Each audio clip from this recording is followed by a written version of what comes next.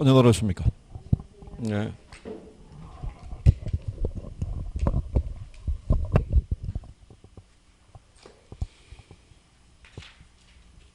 오늘 포트폴리오 이론 하실 차례인가요? 네, 269 9페이지죠. 네.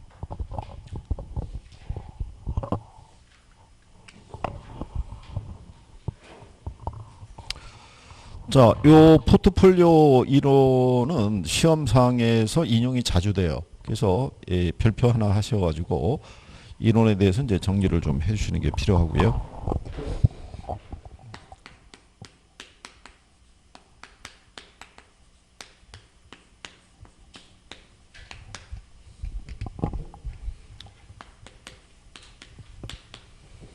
이 포트폴리오 이론에 보시게 되면은요, 하나의 자산에 이게 투자하지 않고요, 여러 개의 자산에 분산 투자함으로써, 그래서 투자자가 부담할 수 있는 불필요한 위험을 제거하고 안정적인 이제 결합 편익을 획득하고자 하는 게 그게 포트폴리오 논리라고 보시면 되죠. 그래서 여기 보시면은 분산 투자를 통해서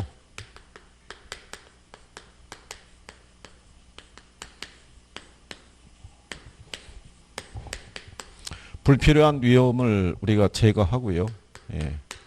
안정적인 결합 편익을 이제 획득하고자 하는 거.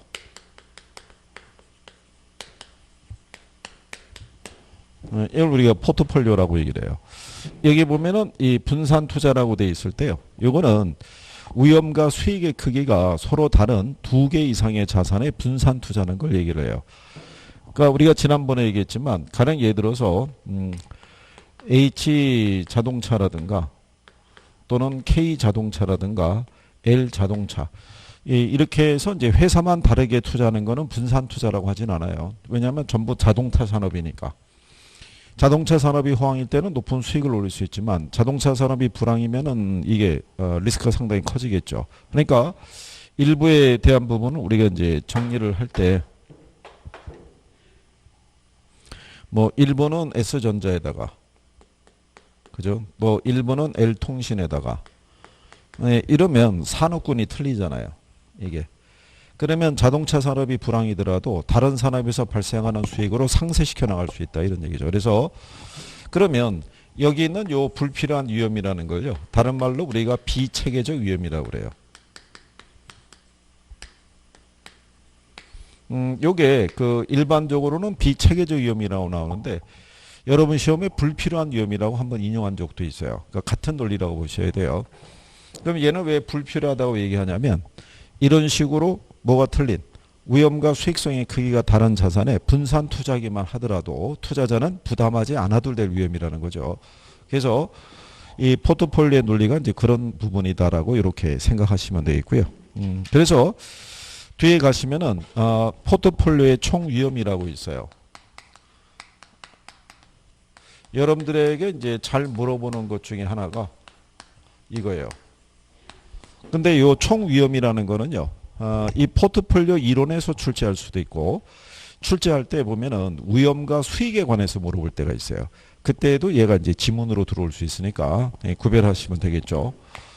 그래서 이 총 위험이라는 것은요, 체계적 위험하고 비체계적 위험의 합으로 되어 있어요. 근데 얘를 꾸준히 내는 이유가 뭐냐면, 일반적인 우리가 단어 구성상에서 보면 체계적이 있고 비체계적이 있잖아요.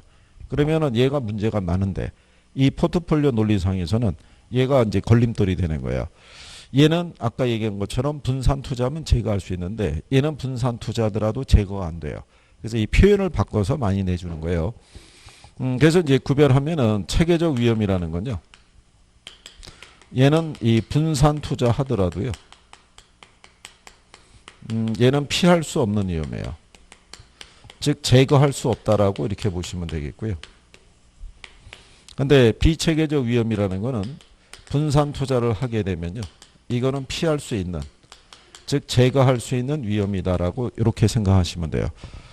저런 식으로 이제 자동차나 전자 또는 통신 사업에 이렇게 분산 투자하면 얘는 제거가 돼요. 그죠? 근데 여기 있는 이 체계적 위험이라는 거는 이거는 모든 자산에 영향을 미치는 위험이에요. 그러니까 분산 투자한다고 제거할 수 없는 게 이렇게 분산 투자하더라도요. 시장에서 뭐가 상승하면요. 그죠? 그러면 이거는 모든 산업에 다 영향을 주는 거죠. 그래서 그걸 우리가 체계적 위험이라고 얘기를 해요. 그러니까 그 종류에 대한 구체적인 것까지는 아직은 출제하지는 않았고요. 요 체계적하고 비체계적 위험을 구별할 수 있느냐. 그죠? 그러면 거기 중간에 보면은 그림 나와 있어요. 그죠? 네, 그림에 대한 게 이제 이렇게 보시면 되죠. 이게 포트폴리오의 총 위험이고요. 네, 여기가 구성 자산수라고 이렇게 봤을 때 이렇게 수평으로 그려진 것 있죠. 네, 이게 체계적 위험을 나타내요. 그러니까 만약에 투자자가 일부를 자동차 산업에 투자하고요. 일부를 전자산업에 투자하고 일부를 통신사업에 이렇게 투자한다고 그래가지고 이 위험이 줄어드냐면 안 줄어든다는 얘기죠. 그 수평이니까. 근데 비체계적 위험은 이런 식으로 기울기가 우하형이에요. 얘가 이제 비체계적 위험이라고 보시면 되겠죠. 그럼 얘는 이렇게 산업군을 달리하게 되면은 이런 식으로 위험이 점점 줄어드는 과정이라고 생각하시면 되죠. 그래서 이 그림에서 했을 때 이 그림을 기초로 혹시 만약에 문제를 낼 수 있다 그러면 이게 등장을 해가지고 가로놓기를 이렇게 물어볼 수 있어요. 그래서 A, B, C 올바른 표현을 고르시오. 뭐 이렇게 얘기할 수도 있죠. 그럼 거기서의 포인트는 얘가 될 거예요. 그죠? 얘는 다 구별이 가능할 거라고요. 공부하신 분이. 그러니까 요걸 가지고 표현을 달리 줄 수 있다는 거. 그거는 나중에 여러분들이 예, 문제로 이제 한번 풀어볼 수 있을 거예요. 예, 그 다음에 이제 거기 하단에 보면 270페이지에 하단에 보면 이제 얘기가 나와 있죠. 그 포트폴리오 효과라고 해놨죠.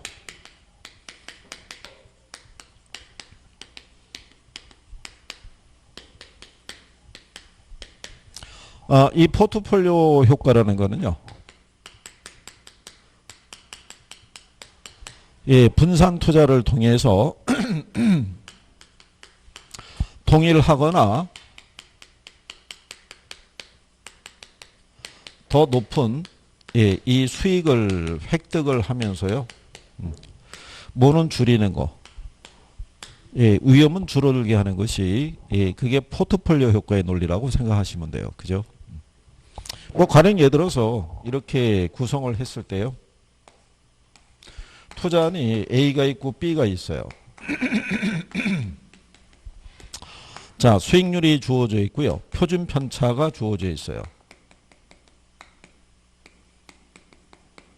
얘는 수익률이 8%인데요. 예, 얘는 표준 편차가 2%. 얘는 수익률이 14%인데요. 표준 편차가 7%예요. 자, 만약에 이렇게 제시가 되어 있으면 이건 우리가 평균 분산 결정법으로는 투자 선택이 곤란하죠. 이 평균 분산 지배 원리에 의하면 수익이 같으면 위험이 작은 애, 위험이 같으면 수익이 큰 애를 선택해야 되는데 얘네 둘을 보게 되면 수익률만 놓고 보면은 얘가 낮죠. 근데 뭐가 커요? 위험이 크죠. 그렇죠? 근데 얘를 선택하면 위험이 작은데 뭐가 작아요? 수익률이 작죠. 그럴 때 이제 이 포트폴리오 효과를 가지고 이 문제에 대한 부분을 이제 해결해 보는 거죠. 자, 그랬을 때 이제 여기서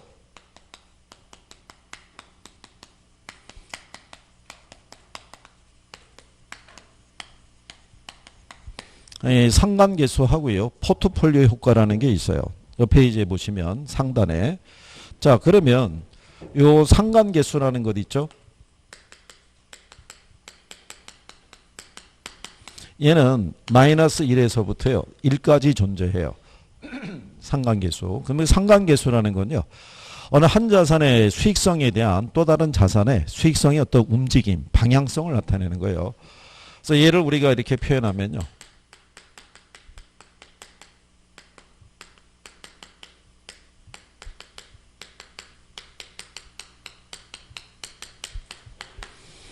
이런 식으로 상관계수의 크기는요. 마이너스 1에서부터 1까지 존재해요. 1까지. 그러면 여기서의 마이너스 1이라는 건 뭐냐면 A, B 두 개의 자산의 수익성의 움직임이 있죠.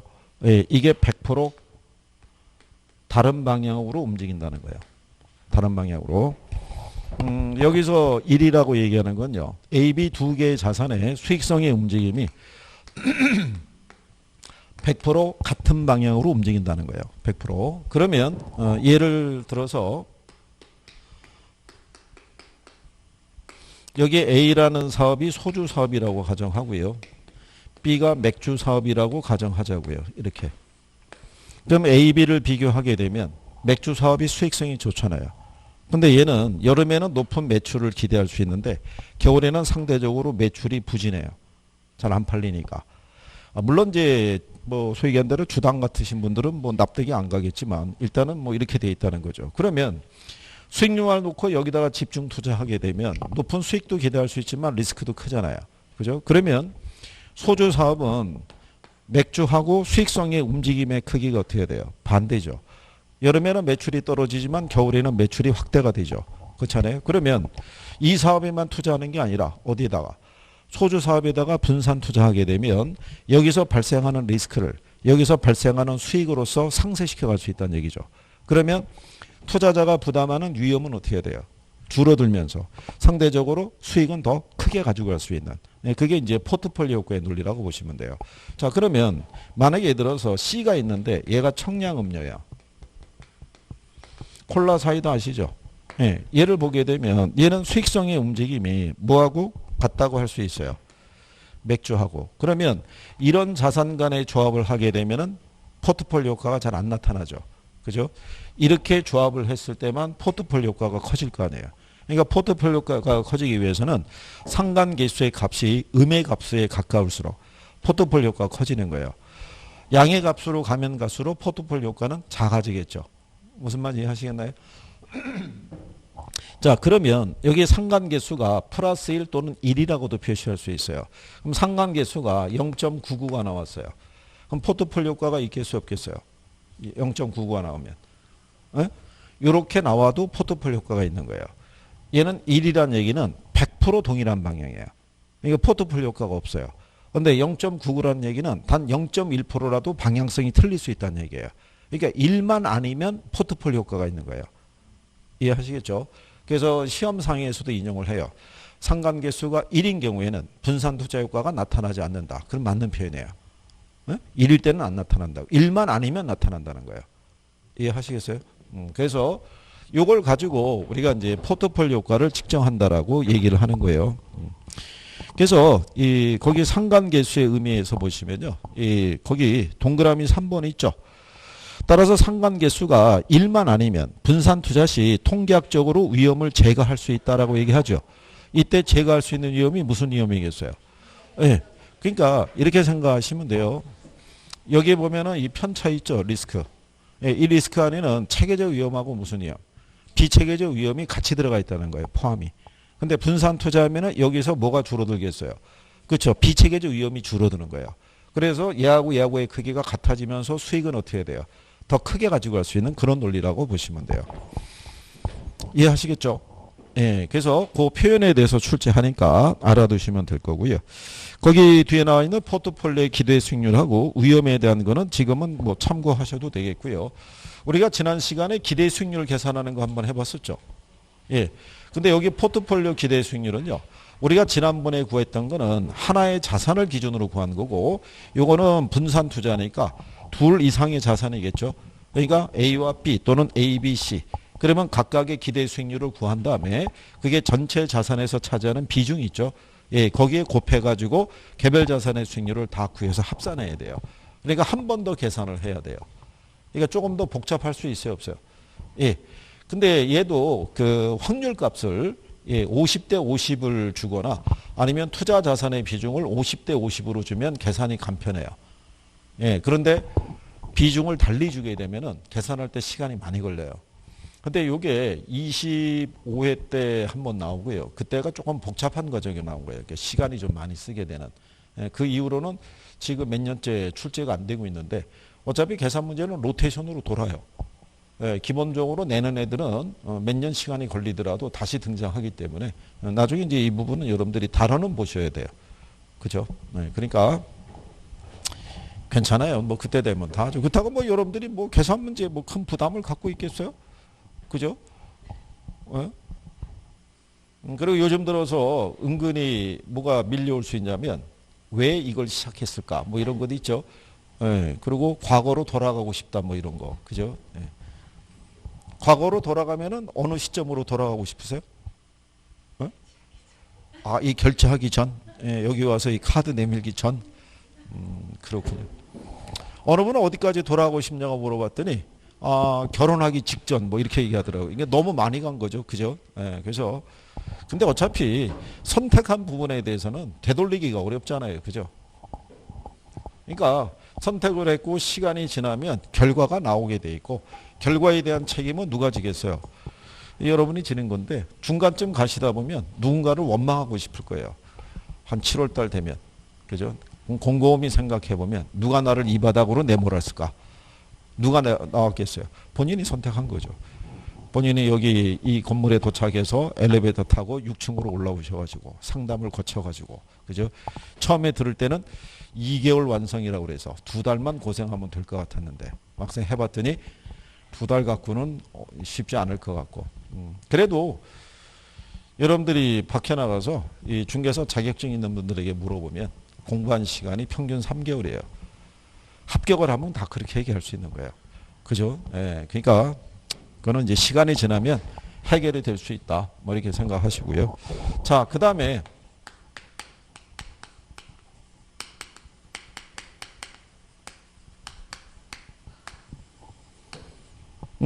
거기 이제 372페이지 가면 중간 조금 밑에 3번의 최적 포트폴리오, 5번의 최적 포트폴리오 이렇게 해놨죠.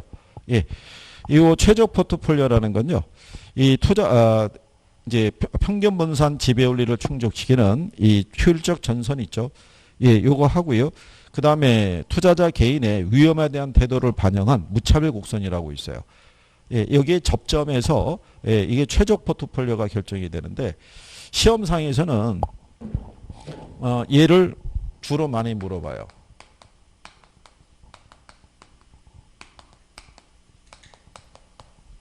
얘를 효율적 프론티어 또는 예, 효율적 전선 또는 효율적 투자선 뭐 이렇게도 표현을 해요. 그러니까 용어 정도 알아두시면 돼요. 이게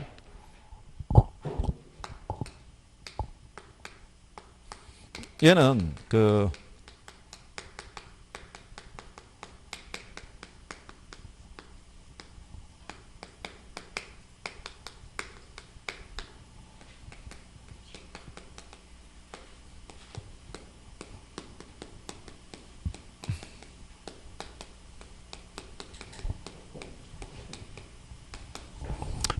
앞에서 배우셨던 평균 분산 지배원리를 충족시키는 포트폴리오의 집합을 연결한 선이 있죠. 예, 그걸 우리가 효율적 전선 또는 효율적 투자선이라고 얘기를 해요.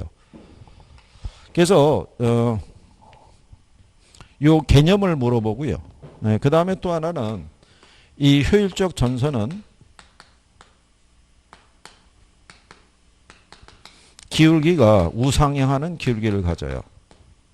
예, 요 두 가지 관계를 물어봐요. 예? 기본적으로. 그러면 여기가 수익률이고요. 여기가 이제 위험인데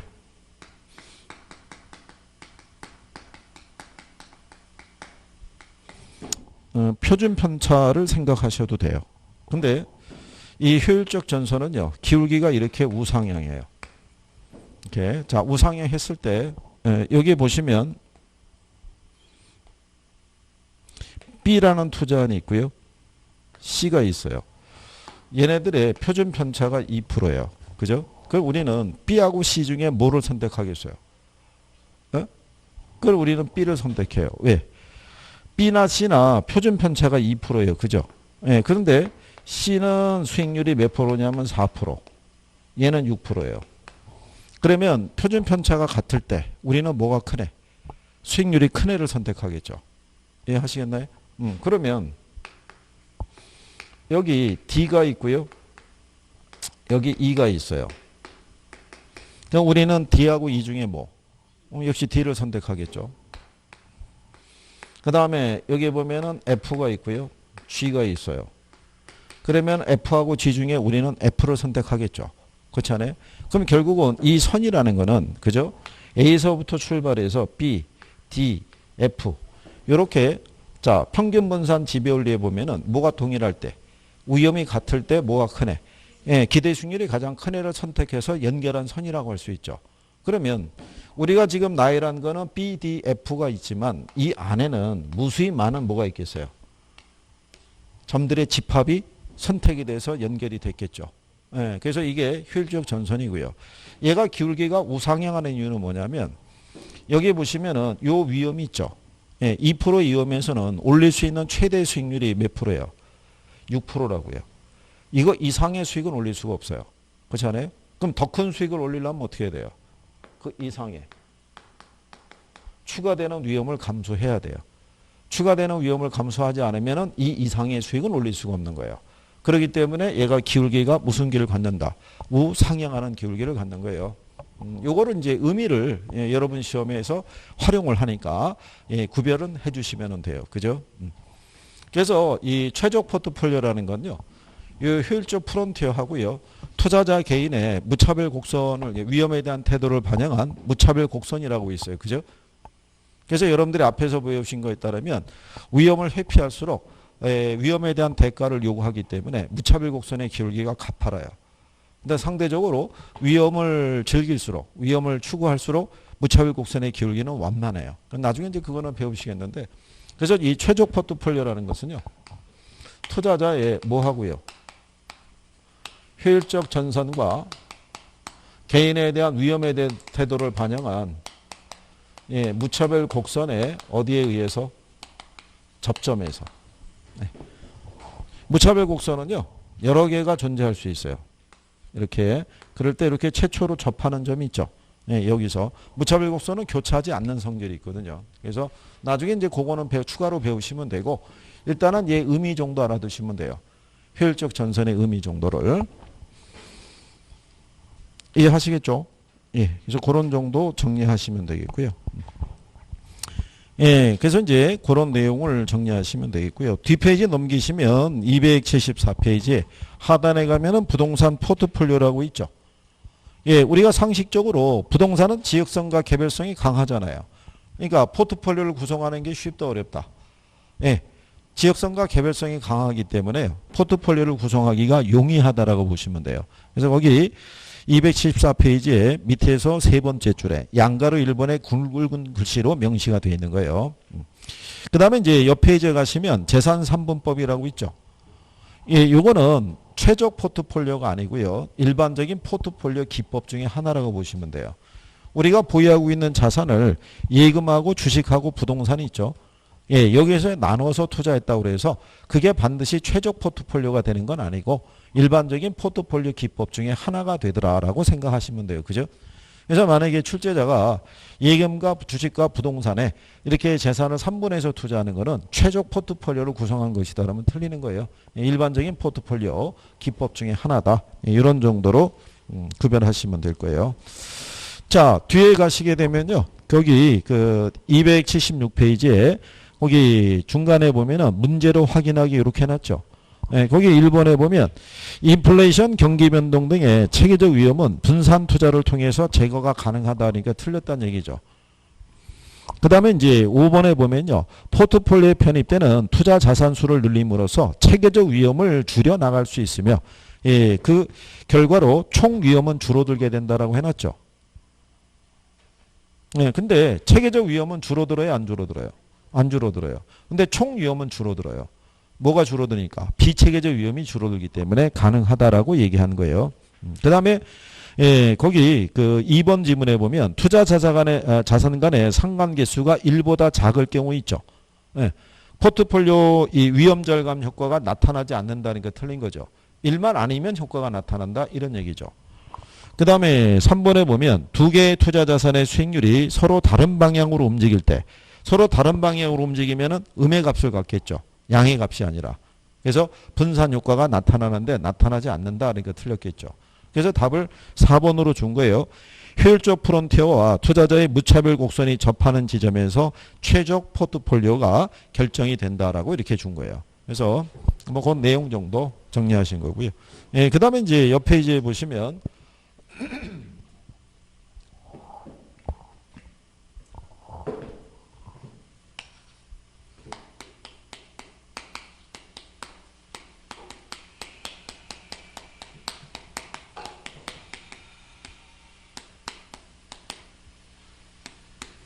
예, 요게 이제 부동산 투자 금융 분석을 위한 거기 기초라고 되어 있는데 이게 수학적 기초라고 그래요.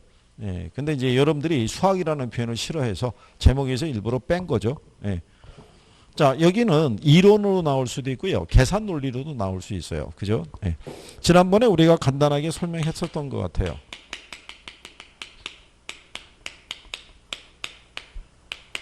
자, 화폐의 시간 가치 개념을 필요로 하는 거는요. 제목은 이거를 달고 출제를 많이 해요. 화폐 시간 가치. 자, 우리가 투자를 보게 개념을 배우셨을 때 투자라는 거는 미래 수익하고요. 현재 지출을 교환하는 것을 우리가 투자라고 그랬어요. 그죠? 예, 근데 우리가 투자하는 시점이 있죠. 예, 하고 수익이 발생하는 시점이 있죠. 이 시점이 서로 다르죠. 그렇잖아요. 그럼 돈의 가치가 틀려진다는 얘기죠. 근데 우리는 투자의 결정은 현재 해요. 그러면 서로 다른 시점에서 발생하는 현금 흐름을 동일한 시점을 기준으로 판단할 수 있어야 돼요. 그러기 위해서 여러분들은 현재 가치를 무슨 가치로? 미래 가치로 전환시켜 줄 필요가 있고요. 미래 가치를 다시 또 무슨 가치로? 현재 가치로 바꿀 수 있는 능력이 있어야 돼요. 그죠?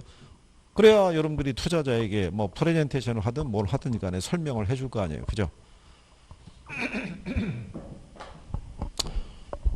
슬쩍 봐서 내용이 조금 복잡해 보일 것 같으면은 속으로 고민하죠. 버려야 되나 말아야 되나 뭐 이런 거 하죠. 예, 근데 기본적인 거라도 알아는 두셔야죠. 그죠? 예, 그러면 여기에서 얘네의 현재 가치 또는 미래 가치를 구하기 위해서요. 우리가 쓰는 게 이게 의의라고 보시면 이게 자본환원 계수라고 있어요.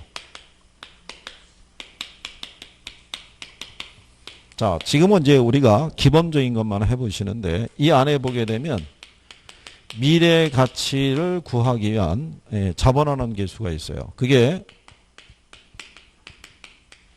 일시불의 미래 가치 계수라는 게 있고요. 그 다음에 연금의 미래 가치 계수라는 게 있어요. 그 다음에 감채 기금 계수라는 게 있어요. 예, 그 다음에 이제 현재 가치를 구하는 게 역시 세 가지가 있어요.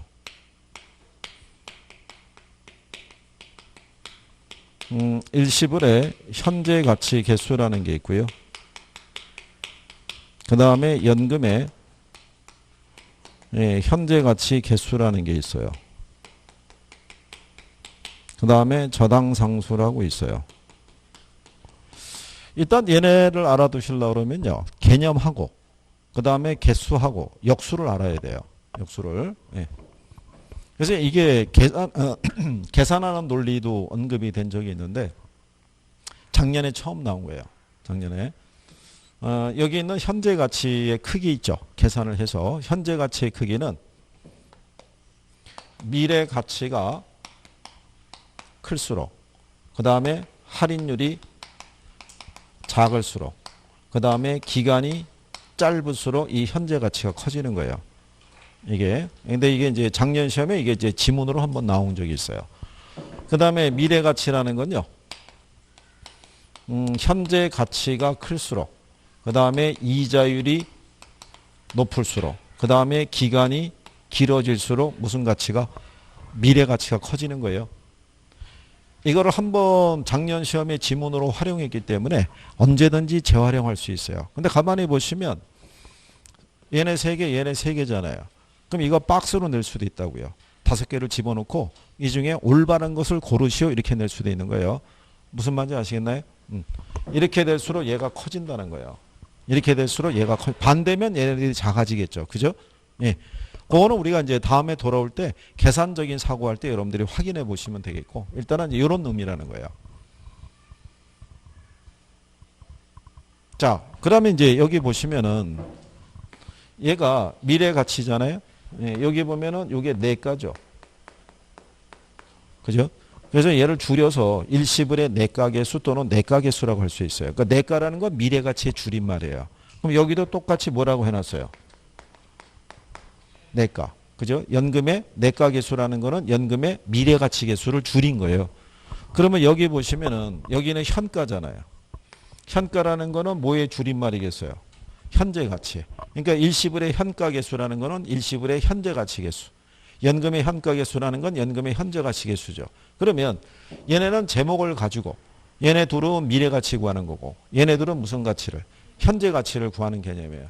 근데 감채인 개수하고 저당상수는 제목에서 표시가 안 나오잖아요. 그래서 여러분 시험에 어떻게 나온 적도 있냐면 일시불의 내가 개수, 연금의 내가 개수, 저당상수는 미래 가치를 계산하는 공식이다. 그럼 틀리겠죠. 그래서 우리가 지난번에 알려드린 게 감채인 개수를 보게 되면 여기 미음이 들어가 있죠. 네, 여기 금에도 미음이 있잖아요. 그러니까 얘네는 무슨 가치 구할 때 쓰는 거예요? 미래 가치. 그러면 감채인 개수는 미래 가치 구할 때 쓰는 거예요. 그러면 저당상수는 무슨 가치를? 예, 현재 가치 구할 때 쓰는 개념이라고 생각하시면 돼요. 이거를. 그 다음에 역수를 알아두셔야 되는데 일시불의 미래 가치 개수하고요. 일시불의 현재 가치 개수가 역수예요. 그죠? 예. 그 다음에 연금의 미래 가치 개수 있죠. 예. 얘는 뭐하고 역수라고 그랬어요? 얘는 얘하고 역수예요. 그러니까 얘하고 역수라면 틀리는 거예요. 이게 시험에 한번 나온 적이 있어요. 답으로. 그러면 이 역수를 구별하는 거는 여러분들이 이거를 쓸 수 있으면 우리가 폰에서 사용하는 이모티콘이 있죠. 예, 이걸 대입하면 돼요. 이렇게 역수고 밑으로 역수라는 거예요. 예, 이렇게 대입하면은 우리가 역수 관계를 구별할 수 있다. 뭐 이런 얘기예요. 그래서 요 정도 일단 먼저 알아두시고요. 그 다음에 이 개수 중에서 이론적으로 지문에서 제일 많이 활용하는 게 뭐가 있냐면요. 거기 280페이지에 가보시게 되면 중간에 양가로 3번에 저당상수라고 해놨죠. 예, 거기 보면 굵은 글씨로 명시해놨죠. 원리금 균등상환 방식에서 저당 지불액 있죠. 원리금 상환액을 계산할 때 뭐를 사용한다. 예, 그거는 기억하셔야 돼요. 이게 만약에 이론으로 등장해서 오지선다로 나오면은 그 중에 하나가 얘가 들어와요. 저당상수가. 그래서 이 저당상수라는 거는 원리금 균등 상환 방식 있죠. 여기서 뭐 구할 때 쓴다는 거예요. 원리금. 그러니까 융자금에다가 뭐를 곱하면 저당상수를 곱하면 원리금을 구할 수 있다는 거예요. 이렇게. 그래서 이 원리금 구할 때 뭐를 사용한다? 저당상수를 사용한다는 것은 용어적인 부분에서 알아두시면 돼요. 나중에 이제 우리가 3월달 과정에서 얘를 또 하겠죠. 또 하게 되면 그때는 이제 이 역수관계하고 계산에 대한 거를 간단하게 해보시는 거예요. 복잡하게 하실 필요는 없고. 선생님이 타협하고 넘어가는 거예요. 그죠? 여기서 이걸 다 한다고 해서 여러분들이 좋아한다, 싫어한다. 싫어하죠. 요즘 뭐 날도 춥고, 그죠? 바이러스가 막 돌아다니는데도 불구하고 학원에 나왔는데 뭐 이렇게 힘든 것만 하는 거야. 그러면 또 삐질 거 아니에요. 그러니까 간단한 것만. 그래서 어디에 사용하는지도 나중에 알아두셔야 되는데 출제할 때 얘가 제일 많이 나오는데요. 심지어는 원리금 균등 사환 방식인데 원금 균등 사환 방식이라고도 틀리게 준 적이 있어요. 그거는 착각을 유도하는 경우죠. 그래서 용어적인 부분만 알아두시면 되고요. 그 다음에 거기 280회 하단에 가면은 잔금 비율하고 상환 비율이라고 나와 있죠. 예. 얘도 시험 지문에서 2번 나왔는데요. 요거는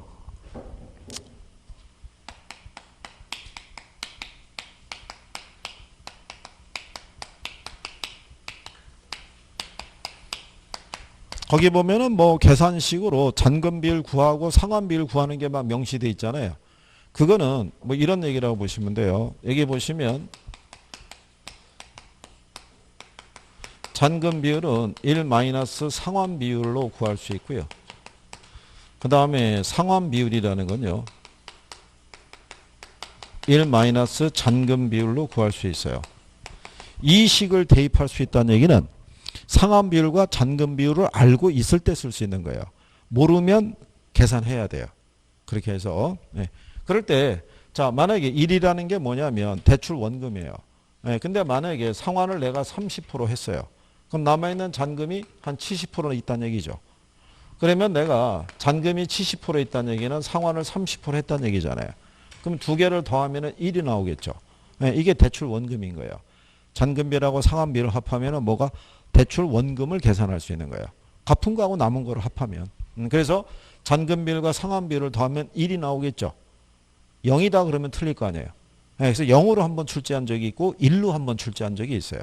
그래서 처음에는 1로 출제해서 맞는 지문으로 썼다가 최근에 등장한 건 0이라고 해서 틀리게 출제하기도 한 거예요.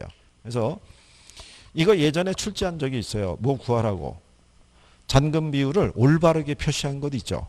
이걸 구하라고 한번 낸 적이 있어요. 그래서 나중에 한번 접해보시면 될 거예요. 자, 그런 내용이고요. 그 다음에 이제 뒤로 넘어가시면 부동산 투자 분석 및 기법이라고 있어요.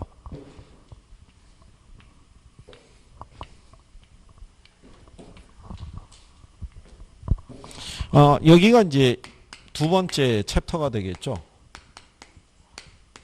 시험 목차상에서는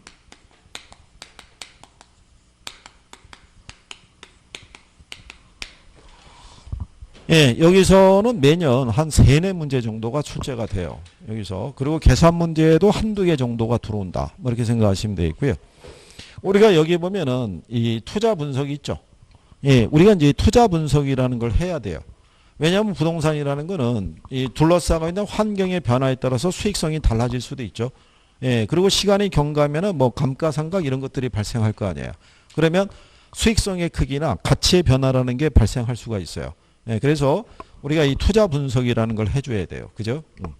자, 그럴 때 요 투자 분석은요, 이거를 기초로 이루어져요. 현금 흐름 또는 현금 수지 이렇게도 얘기를 해요. 이게 이제 영문상에서는 캐시플로우예요. 그러니까 돈의 흐름이 있죠.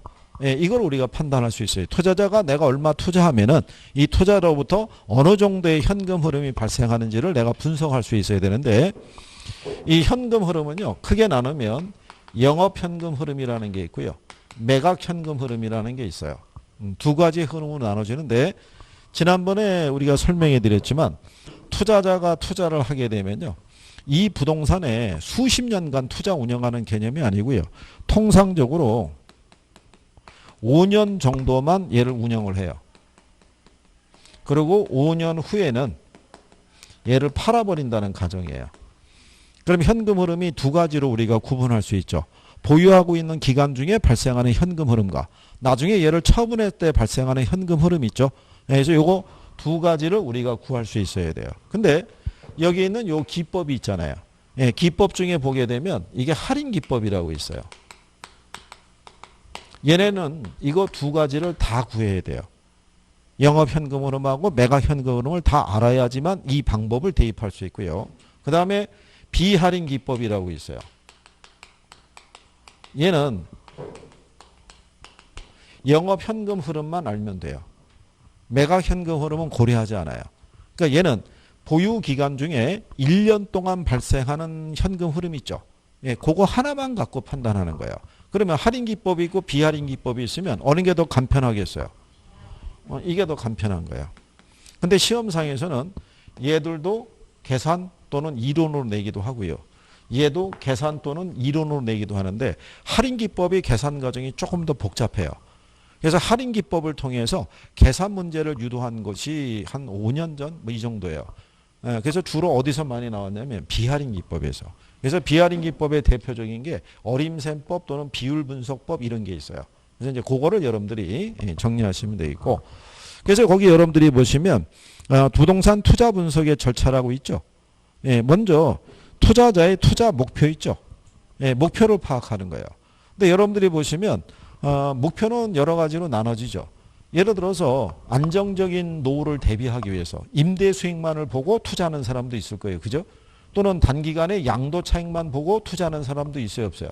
있고, 아니면은 내 자식을 위해서 또 돈을 투자하는 경우도 있어요, 없어요? 투자하는 경우도 있죠. 그죠? 다양하다는 얘기죠. 근데 궁극적인 목적은 뭐겠어요? 결국 내가 보유하고 있는 자산 가치를 어떻게 해야 돼요? 극대화하는 데 목적이 있다라고 보시면 되죠. 그렇죠? 그러니까 이제 우리나라에서는 이게 토지 등에 투자하게 되면 이게 언젠가는 그게 빛을 발할 거라는 인식이 많아가지고 여유가 있는 사람들일수록 땅에 묻어놓는 거예요. 올해 그 토지 보상비 있죠. 공원에 관련된 토지 보상비가 한 4조 원 넘게 풀리는 거예요. 4조. 그래서 제일 많이 보상이 이루어지는 데가요. 안산 쪽에 있는 무슨 공원 부지인데 걔가 한 800억 보상비가. 예. 그 용인에 있는 애가 한 600억. 뭐 그런 정도요. 수원에 있는 애가 걔도 뭐 한 4, 500억 뭐 이렇게 되는 거고. 그렇게 풀리는 거예요. 근데 특히 올해 같은 경우는 공원 일몰제 있죠. 예, 공원 일몰제가 시행이 되기 때문에 그러면 이제 개인의 입장에서는 공원으로 지정됐던 토지에 대한 자기의 권리를 찾을 수 있어요. 그러면 공원 시설물 다 철거하고 개발을 할 수도 있다고요. 그죠? 그래서 이제 그게 또 특례 법을 또 하나 만들어 갖고 민간 업자가 그 공원 부지를 100% 인수하는 거예요. 인수한 다음에 70%는 공원 용지로 조성을 해서 시에다가 기부 체납하고 나머지 30%만 주택 지어서 분양하는 뭐 이런 걸 추진하는데 그게 진행이 되려고 그러면 수익성이 있어야지 하겠죠. 그렇잖아요? 예, 그 걔네가 그거 100% 매입할 때 비용이 많이 들어갈 텐데 많이 들어가고 결국은 70%는 기부 체납해야 되고 30%의 면적만 갖고 사업을 추진했을 때 과연 사업성이 있을까? 근데 그거를 사업성을 뒷받침해 주려고 그러면 완화시켜 줘야겠죠. 그렇잖아요? 용적률이나 뭐 이런 거를 완화시켜 주면서 기부 체납하면 원래 그 용적률에 인센티브를 주거든요. 그러니까 그런 게 들어갔을 때 그게 또 지역에 따라 틀리죠. 수도권 같으면요. 사업성이 있을 수 있다고 볼 수 있죠. 뭐 용인이나 뭐 이런 데 지을 수 있다 그러면 사업성이 있을 수 있는데 저 지방에 어디에 가서 지으려고 그러면 분양을 해도 분양이 또 안 될 거 아니에요. 그러니까 어쨌든 간에 그래서 근데 어쨌든 많은 사람들이 땅에다 이렇게 투자한 이유가 뭐냐면 언젠가는 그 땅을 통해 가지고 뭐를 얻을 수 있다. 수익을 얻을 수 있다. 뭐 이런 게 좀 많죠. 네. 근데 어쨌든 간에 투자하려고 그러면 투자 환경을 또 분석할 수 있어야 되죠. 예. 그래서 이 투자 환경이라는 게 결국은 이 투자에 관련된 위험과 수익에 영향을 주는 요인이라고 보시면 돼요. 그죠? 뭐 법률적이나 세제적이나 뭐 이런 것들이 있죠. 금융적인 환경이 변함에 따라 리스크에 대한 부분이 변할 수도 있고 수익성에도 영향을 줄 수 있죠. 그러니까 반드시 이거를 분석을 해야 돼요. 예, 그러고 난 다음에 이걸 분석해서 투자자는 위험에 대한 대가로 요구 수익률이 있죠. 예, 이런 거를 결정을 할 수 있어야 돼요. 그죠? 그러고 난 다음에 투자로부터 기대되는 비용과 수익을 분석한다라고 해놨죠. 예, 그때 이거 하는 거예요. 현금 흐름을. 돈의 흐름을 파악을 하고 그 다음에 분석된 현금 수지를 기준으로 해서 투자의 타당성을 판단한다고 해놨죠. 그게 이제 이 기법이에요. 할인 기법하고 뭐 비할인 기법. 그래서 거기서 나온 결과를 토대로 투자를 할 것인지 말 것인지를 결정을 해야 된다라고 보시면 돼요. 그죠? 그래서 우리가 그거를 하기 위해서는 제일 먼저 얘를 측정할 수 있어야 돼요. 현금 흐름이 있죠. 얘를 우리가 이제 측정할 수 있어야 되는데 이게 이제 두 가지가 있다고 그랬어요. 그죠? 영업 현금 흐름을 측정할 수도 있고요. 아니면 매각 현금 흐름의 두 가지를 측정할 수 있어요. 그죠? 그래서 이제 이 중에서는 얘가 일단 제일 중요해요. 뭐가?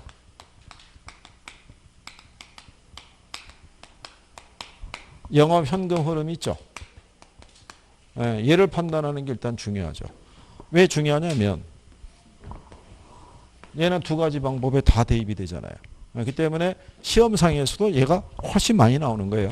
매각 현금 흐름에 대해서는 인용이 많이 되진 않았는데 근데 아마 또 출제를 하긴 할 거예요. 왜 그러냐면 얘만 계속 내기에는 한계가 있잖아요. 그죠? 그러니까 매각 현금 흐름에 대한 것도 같이 집어넣어서 출제를 하기도 하겠죠.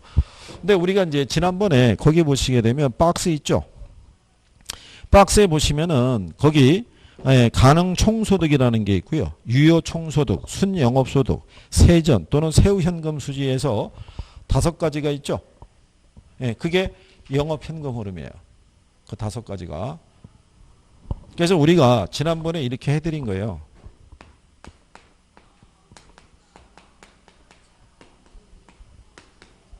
요거 5가지가 영업현금 흐름이라고요. 그죠? 글자를 따서. 그래서 가가 가능 총소득이고요. 유가 유효 총소득, 순이 순영업소득, 그 다음에 세전 세후거든요. 그러면 얘는 두 번째 글자를 딴 이유는 첫 글자가 같잖아요. 같으니까 두 번째 글자를 따준 거예요. 그러면 가유순전후의 이 5가지가 영업현금 흐름이에요. 그죠? 여기에다가 우리가 이렇게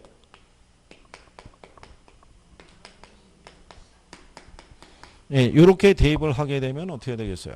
이게 공제하는 부분이죠. 그래서 여기 공이 공실, 그 다음에 영업경비, 그 다음에 부채 서비스세, 그 다음에 영업소득세가 되는 거예요. 그러면 얘도 영업 경비라는 얘기고요. 얘도 영업 소득세인데 영업 같잖아요. 그게 세 번째 글자를 딴 거예요. 그러니까 가유순전후 공경부서 하게 되면 이 순서가 일단 틀이 잡히죠. 이거 가로놓기로 나올 때도 있어요. 그리고 여러분 시험에 보면요. 요게 1번 지문, 2번 지문, 3번 지문, 4번 지문, 5번 지문 이렇게 출제한 적도 있어요. 뜻을 물어본 적도 있다고요. 그렇기 때문에 용어에 대한 이해가 기본적으로 있어야 돼요. 그죠? 그래서 그 과정을 우리가 알아보시면 되죠. 자, 그러면 제일 먼저 우리가 구하는 게 뭐냐면요. 그게 이거예요. 가능 총소득, 가능 조소득 이렇게도 명시할 수 있어요. 그럼 번역상에 놀려요. 번역상에. 지난번에 설명해 드렸지만 자, 그러면 여기 만약에 임대 부동산이 있어요. 근데 얘가 룸이 20개가 있는데요. 실당 가령 예를 들어서 500만 원의 임대를 얻을 수 있어요. 1년에. 그러면 이 부동산에서 연간 벌어들일 수 있는 최대한의 임대 수익이 있죠. 그러면 500만 원 곱하기 얼마? 20 하면 되죠. 그래서 거기 보시면 임대 단위당 연간 임대료에다가 임대 단위수를 곱하면 된다고 해놨죠. 그렇잖아요. 그러니까 연간 임대료에다가 임대 단위수를 곱한 거죠. 그러면 얘가 얼마가 나오냐면 1억이 나오겠죠. 그렇죠? 그러니까 가능 총소득이라는 거는 투자자가 이 부동산에 투자해서 벌어들일 수 있는 연간 최대한의 임대 수익이에요. 뭐가 없다는 가정이냐면 공실이 없는 상태에서 이 공간을 다 100% 점유가 됐다고 봤을 때 얻을 수 있는 거. 근데 현실적으로는 이게 발생하죠.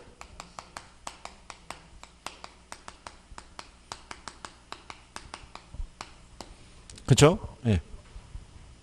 자, 그러면 여기서 100% 점유되어 있다는 가정인데 현실적으로는 이 임차자 중에서 계약 기간이 끝나서요. 들어오고 나가는 사이에서도 공실은 발생할 수 있어요. 그죠? 그래서 공실률을 평균 5에서 한 10% 정도. 그럼 불량부채라는 것은요. 임차자가 임대료를 제때 안 냈을 때 발생하는 손실이에요. 임대업자 입장에서는 이거 세를 놓으면 보증금 받겠죠. 그러면 보증금을 운영해서도 약간의 수익이 나올 거예요. 그죠? 그리고 매달 들어오는 임대료 있죠. 이게 꼬박꼬박 들어와야 돼요. 그걸 합쳐서 수익률을 계산해야 돼요. 임대료 안 들어오면 보증금에서 공제한다는 건 손해예요. 자기가. 그렇잖아요. 왜냐하면 공실로 인해서 발생하는 손실이나 임대료가 제때 안 들어와서 결국은 나중에 보증금을 공제하고 청산이 들어가면은 임대업자는 손해라고요. 그러니까 수익률 계산할 때는 그걸 다 계산을 해야 돼요. 그럼 만약에 여기서 얘네를 10% 주면은 얼마 빼면 돼요. 그 다음에 여기다가 기타 수입이라고 더해요. 기타 수입을 표현할 때는요. 영업의 수입이라고도 나와요. 출제할 때. 그러니까 기타 수입은 이 건물에다가 자판기 설치해서 수익을 내거나 주차장을 운영해서 수익을 내거나 아니면 건물 지하에 코인식 세탁룸 아시죠? 동네 가면 그거 있잖아요. 그런 거 설치해서도 수익을 낼 수 있는 거란 얘기죠. 근데 얘는 계산을 할 때 포함을 시킬 수도 있고 포함을 안 시킬 수도 있어요. 모든 부동산이 이게 나온 건 아니니까. 다만 이제 계산상의 편의를 위해서 얘가 1,000만 원 발생한다. 이렇게 가정하게 되면요. 얘네를 공제하고 남는 게 뭐라고 얘기하냐면 유효 총소득이라고 그래요. 이게 실질적으로 이 부동산에서 발생할 거라고 보는 총수익 개념이에요. 그럼 얘하고의 차이점은 공실 반영 정도의 차이라고 보시면 돼요. 근데 나중에 계산할 때 출제자들은 얘를 기준으로 계산하라, 얘를 기준으로 계산하라고 줘요. 구별할 때 조건을 주니까. 그러면 얘가 1억이 나오는 거죠. 그죠? 네. 그 상태에서 뭐를 빼냐면 얘를 빼는 거예요. 영업경비는 총 비용 개념이에요. 그죠? 네. 그러면 이 비용을 계산할 때 있죠. 얘를 기준으로 계산하라고 할 수도 있고요. 얘를 기준으로 계산하라고 할 수가 있어요. 네. 그거는 왜 그러냐면 현실적으로는 얘가 1억이잖아요. 현실적으로는 이게 없다고 가정하게 되면 얘가 9천일 거 아니에요. 그죠? 예, 9천인 상태에서 경비 계산할 때 있죠. 암산으로 계산하기가 좀 힘들 수가 있어요. 예를 들어서 9천일 때 35% 계산하라고 그러면 바로 계산이 안 되잖아요. 근데 영업경비를 얘를 기준으로 계산하려면 1억에 35%니까 3,500이 나올 거 아니에요. 그러니까 계산을 좀 더 빨리 유도하기 위해서 출제자가 영업경비는 뭐에 대한 가능 총소득에 대한 것이다. 이런 식으로 출제를 한 선례가 있어요. 그죠? 근데 만약에 얘가 20% 이렇게 주면요. 여기서 우리는 2천을 빼야겠죠. 그러면 나오는 게 이게 순영업소득이에요. 그러면 여기서 나오는 이 순영업소득이라는 건 결국 여기서 이거 빼서 나온 거잖아요. 근데 여러분 이론에 어떻게 줬냐면 얘에다 얘를 더한 게 얘라고 준 거예요. 아, 그럼 틀리겠죠. 그러니까 이 순서 과정을 알아두셔야 돼요. 그죠? 근데 간단하게 줘요. 그죠? 예, 근데 또 여기서 한 가지 알아두실 거는 요 부동산 있죠. 예, 이 부동산에 총 투자액 있죠. 이게 10억이래요. 이걸 시장 가치라고 줄 수도 있고요. 총 투자액이라고 줄 수가 있어요. 자, 10억인데 이게 순순히 다 내 돈으로만 투자하면 관계가 없는데요. 이 중에 6억 원 융자를 받았어요. 뭐 국민은행에서 융자를 받았고요. 기간은 10년. 이자율은 5% 조건으로 융자를 받았고요. 4억은 내가 지분 투자했어요. 그러면 결국은 내 돈하고 빌린 돈이 같이 들어갔다는 얘기죠. 그렇잖아요. 그러면 여기서 발생하는 가능총소득, 유효총소득, 그 다음에 순영업소득이 있죠. 요거 세 가지는 내 돈만 들어가서 발생한 수익은 아닌 거예요. 내 돈하고 뭐하고? 네, 빌린 돈하고 같이. 그러니까 얘네들은 여기에 있는 요 세 가지 있죠. 얘네들은 여기에 대해서 발생한 거예요. 무슨 투자에? 총투자에. 그러면 여기서 발생하는 순영업소득 있죠. 예, 이게 전부 다 내 주머니로 들어오진 않아요. 이거를 가지고 누구한테 줘야 돼요. 예, 빌린 돈에 대한 이자 줘야 돼요. 그래서 여기서 공제하는 게 그게 부채 서비스액이라고 그래요. 요 부채 서비스액의 의미는요. 은행으로부터 돈을 빌렸을 때 갚아나가야 될 원금과 이자 있죠. 예, 거기에 합계를 우리가 부채 서비스액이라고 그래요. 얘도 출제할 때 어떻게 했냐면 뭐를 공제한 원금을 제외한 이자 상환분을 우리가 부채 서비스액이다 그러면 틀리겠죠. 눈 두 개를 합한 금액을 얘기를 해요. 그러면 여기서 이거 빼면은 뭐가 나오냐면 이제 순영업소득이 8천 나올 거 아니에요. 이걸 가지고 누구하고 누가 나눠갖는 거예요. 은행하고 나하고 나눠갖는 거예요. 그럼 먼저 은행에다가 대가를 줘야겠죠. 6억에 5%면 3천이에요. 그럼 3천을 빼주게 되면요. 그러면 나오는 게 세전 현금 수지 또는 현금 흐름이라고 그래요. 그러면 얘가 5천 나오잖아요. 그렇죠? 그러면 여기서부터가 지분에 대한 대가예요. 여기서부터가. 그러면 여기서 뭐를 공제해 주고요. 예, 영업소득세를 공제하는데 얘도 별도로 계산을 해야 돼요. 계산을 해야 되는데 지금 우리가 그냥 1,000만 원이다 이렇게 하게 되면요. 요거 빼고 나오는 게 뭐냐면 세후 현금 수지예요. 그럼 얘가 4천이겠죠. 예, 그래서 얘네 둘은 무슨 투자액에 대한 대가냐면 이건 지분 투자액에 대한 대가예요. 이걸 왜 이것도 출제한 적이 있어요. 시험에서 구별할 수 있는지. 그죠?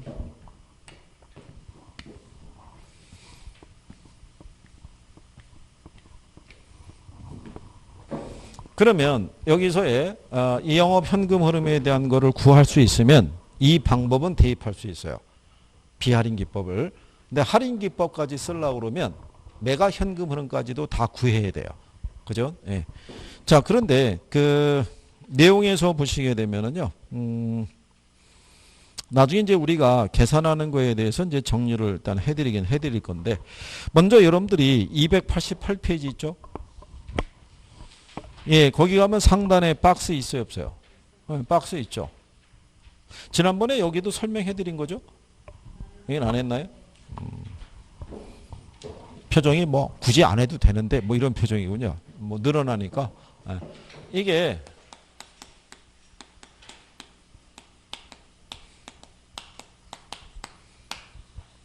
매각 현금 흐름이라고도 얘기를 하고요. 이게 표현을 뭐라고 되겠냐면 지분 복귀액이라고도 얘기를 해요. 지분 복귀액. 자, 그러면 이 지분 복귀액의 크기 있죠. 이거를 계산할 때는 이런 거예요. 내가 애초에 여기에다가 얼마 투자했어요. 4억을 투자했잖아요. 그죠? 근데 나중에 얘를 팔을 거 아니에요. 그러면 지금 파는 게 아니라 5년 후에 매각한다는 가정이에요. 근데 5년 후에 매각할 때 10억이 아니라 12억쯤에 매각할 수도 있어요, 없어요? 예, 그러면 그 차액이 있죠. 차익은 국민은행에서 가지고 가겠어요? 내게 되겠어요? 내게 되는 거죠. 그것도 지분 복귀액에 포함이 되는 거예요. 그 다음에 또 하나는 뭐냐면 여기서부터 내가 발생한 수익으로 원금과 이자 상환했죠. 그럼 이자는 경비가 공제가 되더라도 원금이 상환한 부분만큼은 내 돈이 되는 거예요. 예, 그래서 그 세 가지로 구성이 되어 있어요. 최초의 지분 투자액이 있고요. 그 다음에 나중에 매각에서 발생하는 차익. 그 다음에 보유기간 중에 원금 상환분이 있죠. 예, 그걸 지분 형성분의 증가액이라고도 얘기를 해요. 예, 그래서 그것을 합쳐서 그게 지분 복귀액이라고 얘기를 하는데요. 일단 구성을 할 때는요. 요 매도 가격은요.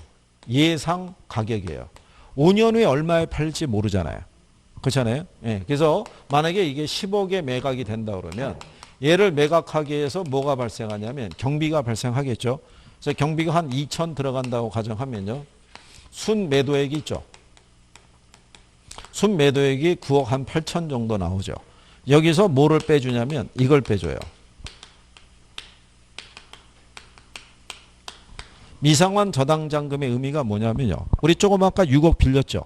빌렸는데 기간이 10년이에요. 근데 나는 이걸 5년 후에 판단 개념이에요. 그 5년 동안은 원리금을 상환했겠지만 아직 남아있는 잔액이 있을 거 아니에요. 그러면 부동산을 매각을 하고 소유권 이전하려고 그러면 융자금 상환해야 되죠. 그죠? 그래서 만약에 내가 매각을 했었을 때 저기 6억을 융자를 받았는데 그동안에 갚은 게 한 이게 5년 정도면요. 나중에 뒤에서 나오시지만은 실상은 이 원리금 균등 상환 방식으로 대출받았으면 원금 상환이 많이 안 이루어진 상태예요. 한 3분의 2가 경과해야지만 절반 상환은 그런 상태인데 이게 지금 보면 5년 만에 팔아버리는 거잖아요. 그죠? 그러니까 절반이니까는 상환한 게 한 2, 3억 또 채 안 될 수도 있어요. 그러면 여기서 우리가 매각한 돈이 가령 2억이라고 가정하게 되면요. 그러면 요거 빼고 나오는 게 뭐냐면 세전 지분 복귀액이에요. 그럼 얘가 7억 8천 나오겠죠. 여기서 이제 뭐 빼야 되냐면 자본이득세를 빼요. 자본이득세라는 게 양도소득세를 얘기를 해요.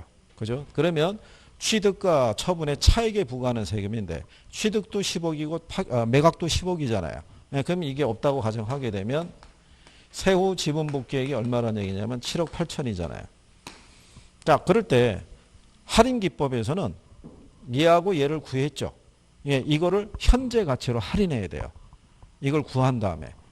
무슨 말인지 이해하시겠나요? 그러니까 과정이 복잡하죠. 여기 있는 할인기법에서는. 근데 비할인기법은 얘는 계산하지 않아도 돼요. 1년 동안 발생한 현금 흐름만 갖고 판단하는 거예요. 그죠? 그래서 비할인기법이 조금 더 간편한 방법이라고 얘기하고요. 할인기법이 복잡한 방법이라고 얘기하는 거예요.